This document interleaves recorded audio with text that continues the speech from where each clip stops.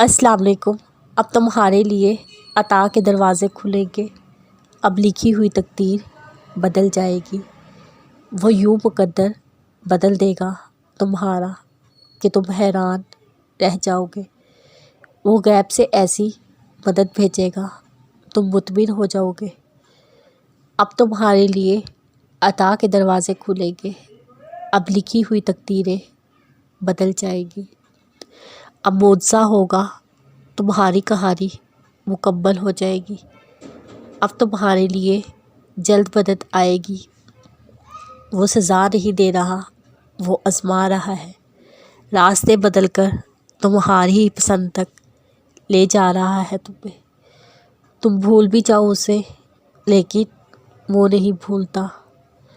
کبھی بے بسی کے بعد ان کا وسیلہ بن کر، کبھی انجان شخص کے لفظوں سے حوصلہ بن کر، کبھی بن مانگی دعاؤں کی قبولیت بن کر، کبھی ناممکن سے ممکن کا ذریعہ بن کر۔ تمہیں اللہ دور کیوں لگتا ہے؟ وہ تو معجزوں کی شکل میں روز ملتا ہے تمہیں۔ اس تڑپ کے بعد تمہاری کہانی بہترین طریقے میں پلٹتی جائے گی۔ اس تڑپ کے بعد ہی معجزہ ہے اللہ کا، وہ جو کچھ آنسو تم اس کے در اور کچھ اپنے دل میں بہلاتے ہو، وہ جو تڑپ جائے نماز تک کھینچتی ہے۔ اپنے اس دل سے کہو اب نہ گھبرائے نصیب سے، معجزے قریب ہے اللہ کے۔ دعائیں آہستہ آہستہ تمہارے لیے اسباب بناتی ہے۔ دعاؤں سے فوراً معجزے نہیں ہوتے۔ جب تم لوگوں کے انکار کے بعد بھی اللہ پر یقین رکھتے ہو، پھر رکاوٹیں وسیلے بن جاتی ہیں، پھر مقدر کی لکیریں بدل جاتی ہیں۔